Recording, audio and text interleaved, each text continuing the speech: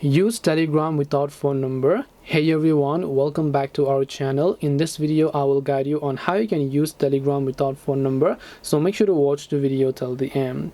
Now if you want to basically use Telegram without phone number, whenever you open the Telegram app, the very first thing it asks you to do is simply enter your phone number, which means that you can't use your Telegram with email. You will need a phone number. But the thing is, also I have to make you understand that Telegram account creation is not possible without a phone number. But even if you do not have a real phone number, you can still create a Telegram account using a virtual phone number. And there are many websites out there on Google, the legal websites, that provide you these free virtual phone numbers. So if you are interested in that, you should be able to go ahead and get those free virtual phone numbers, and then where you can also get the receiving verification code if you'd like, which you will be able to use it. And once you use it, you will be able to get the code and start using Telegram. This way you can go ahead and then basically use Telegram without number. Hope this video was very helpful. If you have any questions, feel free to leave them down. Thank you for watching till the end, and see you soon in our next video.